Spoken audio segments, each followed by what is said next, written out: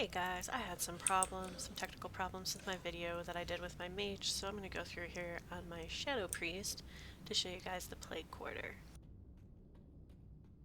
So to start with, we're going to come across these infectious ghouls. They're tank and spankable. They're super easy. They do have abilities, but that's nothing notable. The slimes here, however, they are going to be magic immune to certain classes of magic. So if they're black, it'll be shadow, blue is frost, green is nature, and red is fire. I'm pretty sure detect magic will tell us what they are. If not, they should be different colors depending on what they're immune to. Additionally, we have these stone skin gargoyles here. So when they get to 30%, they're going to cast Stone Skin. Stone Skin cast will make them immune to damage and it will heal them to full. So there it goes, casting its Stone Skin. And I'll let the next one actually show you guys what it does.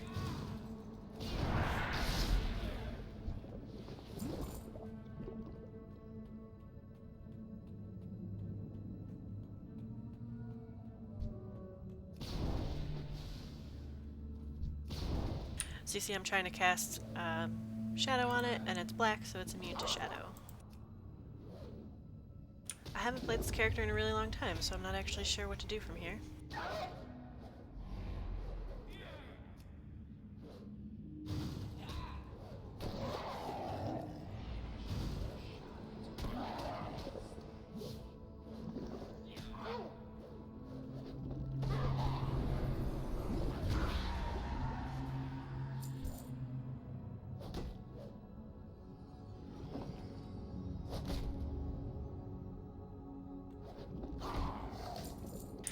So see, before it died it changed color to red, so they're going to change color based on what they're immune to, so you want to pay attention to that.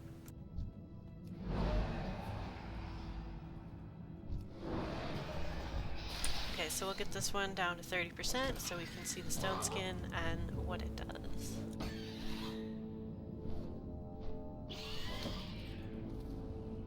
Okay, third time's the charm, right?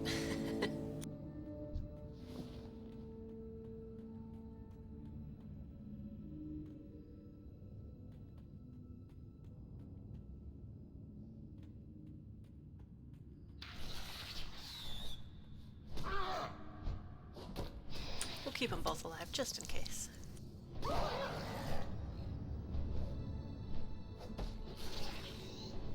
So you see there it's casting its stone skin.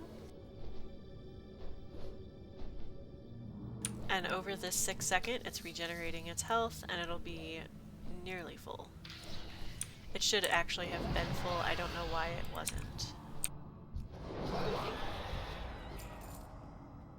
Also something that I didn't come across here, but that is probably in the classic version, is a Plague Beast.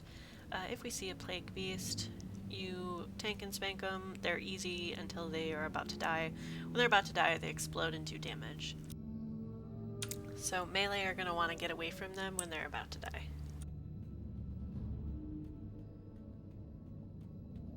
Okay, our first boss is Noth the Plaguebringer.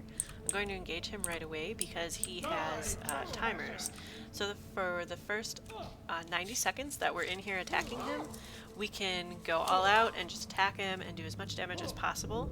After 90 seconds, he's going to teleport up to this balcony up here. And during the 90 seconds that we're fighting him, he's going to be summoning Plagued Warriors. Before I get into the ads, the abilities that Noth has is that he summons skeletons. Not only Plagued Warriors, but champions and guardians as well. He also has a curse that he puts up. So when he curses someone, it's a 10-second duration.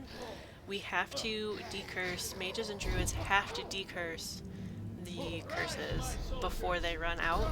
It is more important than anything else because if we let those curses go to full duration, not only do they damage the person who has the curse, but they're going to hop to other people and damage them as well.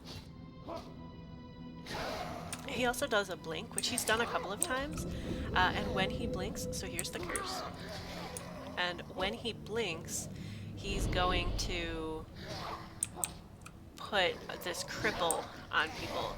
It is dispellable, it's magic. It reduces your movement speed and your attack speed.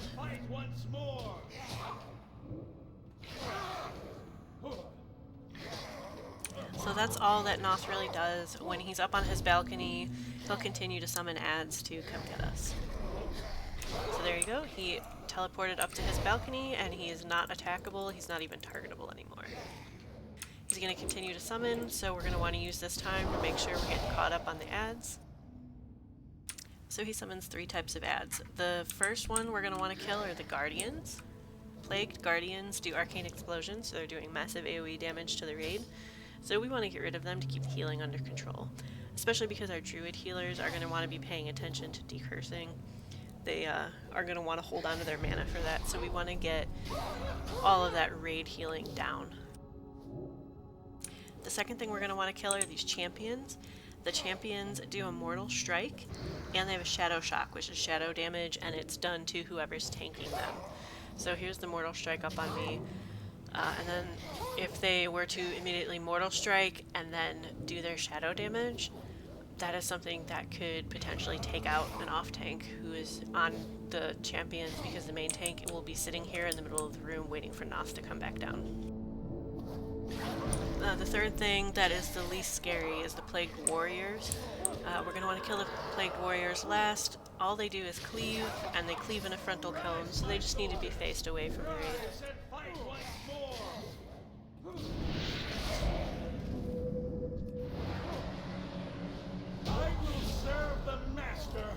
Honestly, I really like the Noth fight. It's going to be really fun, I think. Okay, so this is the Gauntlet of Naxxramas.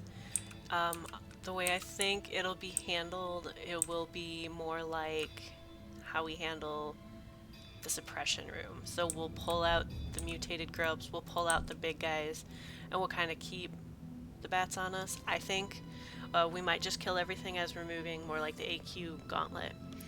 That's going to be a raid call. I don't know which way we're going to do it. But these mutated grubs have a 4-minute respawn timer. And what they do is they have AoE damage and they slow your movement speed. So these are going to be, the AoE damage that they're doing is pulsing from them, so we're going to want to have range take care of them. There are also 2 different kinds of bats. We have the plagued bats. They'll put up a debuff, it's a disease, and it is totally dispellable. So let me go get that disease up so I can show it. And then all those bats, those were frenzied bats that just jumped on me.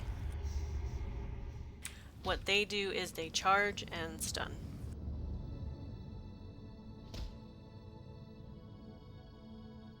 So here's the debuff, it's a disease, and it increases my damage taken, so we're going to want to get that off as soon as possible. As I said, the mutated grubs have a 4-minute respawn timer. Everything else in here has a 30-second respawn timer, including these plague beasts. So the plague beasts have an AoE aura, so they're like the little slimes in Mara. You're going to want to keep the melee away, and you're going to want to have the range just beat them down.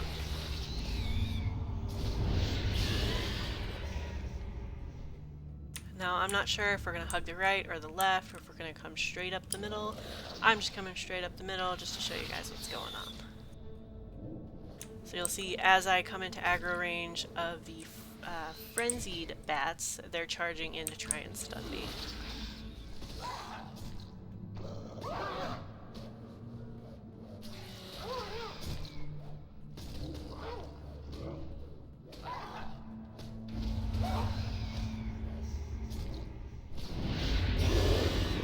So we would come to the end here, we would kill everything, and then we would stop and drink, and we would try and get this boss engaged. We would try to be ready before that 30-second respawn timer comes up.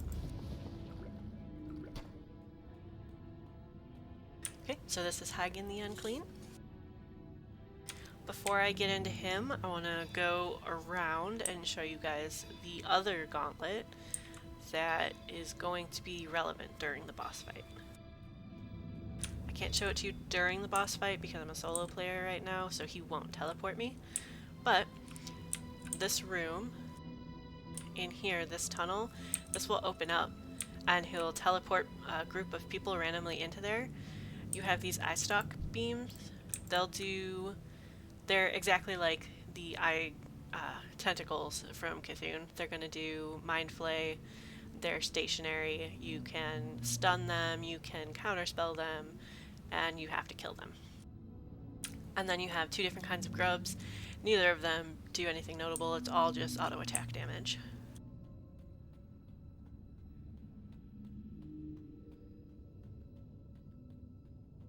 So Hygen is similar to Noth in that when you engage him, you have 90 seconds to do as much damage as possible before he goes into a different phase. So there's two phases. I'm going to call them the attack phase and the dance phase. So during the attack phase, the tank is going to pick him up and bring him over here, and the range are all going to be up there on that pedestal. So the reason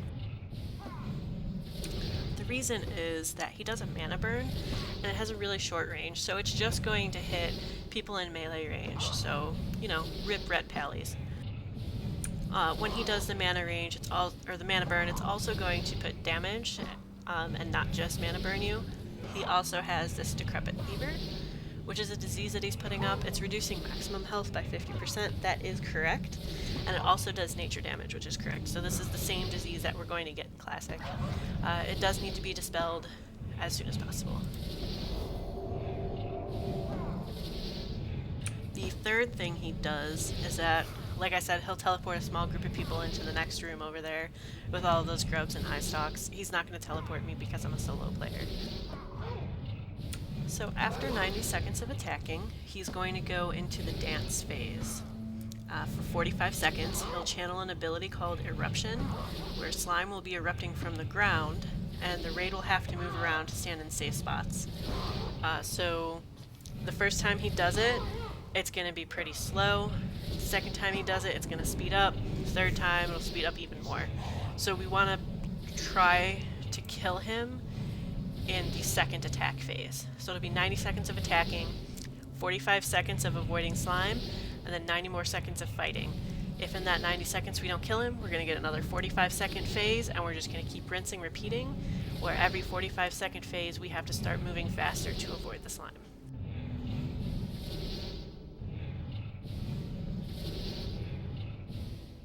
And that's all he really does. He's not difficult if you know where to stand.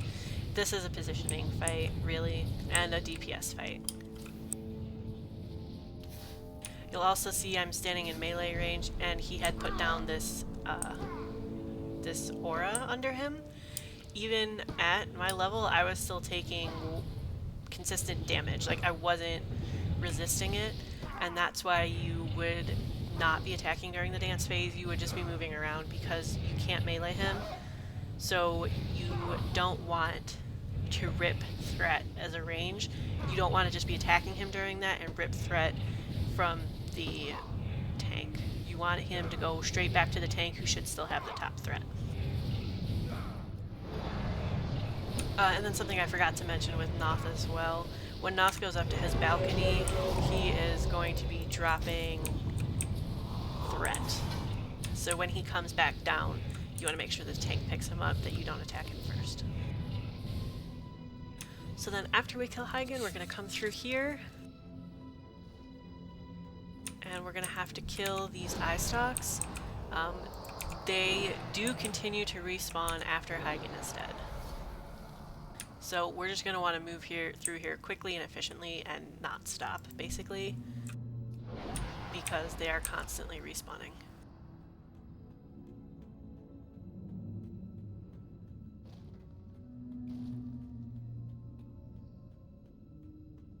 And then I'll come out here and pull, like I said, these maggots just do auto attack damage, but I'll pull one over here for you.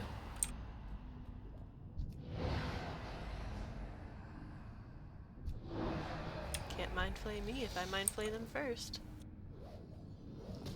So you see, they're really just doing some auto attack damage. They don't have any kind of pulse or aura or anything.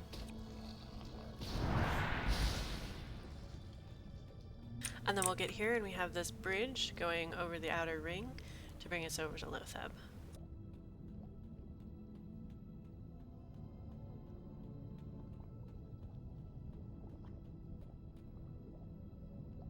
And here, you can see that over there, there's some more plague beasts that I had mentioned earlier.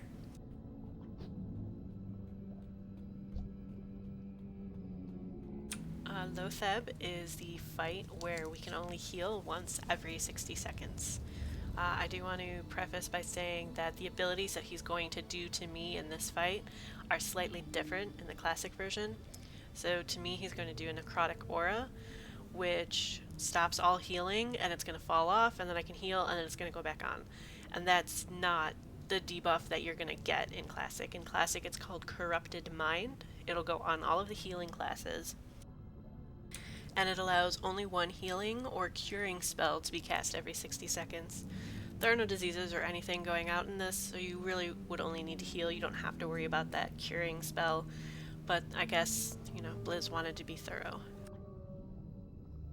So with that Corrupted Mind, you'll only be able to heal every 60 seconds, so we'll have a healing rotation set up for this. Mages, warlocks, melee, everybody who's not the main tank is going to want to bring bandages. I wouldn't use a health pot, and I'll get into why. But you're going to want to bring bandages, you'll want a lock cookie, you'll want some whipperroot tuber, and I would also recommend some stamina food. He's also doing, I don't think I'm taking the damage, but he's doing a nature poison aura, and what's that's doing is 200 damage, 200 nature damage every 6 seconds. So you're going to want to pre-pop a GNPP to prevent that damage. He also, warlocks are going to have to reapply their curses every 30 seconds because he is going to remove curses every 30 seconds. So sorry, no curse of agony. Sorry, that's not the right one. Not Curse of Agony. Well, you shouldn't be using Curse of Agony anyway. I'm going to just push through this. Also, after 2 minutes, he has like a Soften Rage, where he'll start casting something called Inevitable Doom. What Inevitable Doom does is it does 2,500 shadow damage every 30 seconds when he casts it. So we're going to want to pre-pop greater shadow protection potions, I would think, because if we do get one of those, we don't want to take that the full brunt of that damage. He, after 5 minutes, will start casting that every 15 seconds. And I'm hoping that maybe if we really blow him up, we can get him down before the 2 minutes. We also get a nice little buff from these spores. So I'm going to kill one of these spores. So when I killed that spore, I got this fungal creep. This buff is a little different in Classic, so I'm not going to read that out. But in Classic, what it does is it gives the 5 people who are closest to the spore when it blows up, you're going to get 50% melee crit chance, 60% increased spell crit chance, and you will not generate new threat for 90 seconds. So I would suggest that whoever our 5 biggest threat lead people are, that they would get the spore first just to keep them low on the threat table, and we would cycle through like that. I'm not sure how it's actually going to work out, if it's going to be like group 1 go, group 2, I don't know, but it only will buff the 5 players closest to it, and you have to be in melee range to get it as well. So I can't click it off, but if I were to click it off and then come over and run away, so if I were over here and I killed it, I'm not going to get that buff. So you want to make sure that you're in melee range to get that buff. And that's all he does. I'm gonna wait until he puts up an Inevitable Doom so I can show you guys what that looks like. There it is. So it's doing damage after 10 seconds. 557 doesn't seem like a lot. It's really not. But in Classic it's going to be 2,500 damage after 10 seconds when it expires. We can't decurse it or whatnot. It's just on there. And again, after 2 minutes, that's going to be cast every 30 seconds.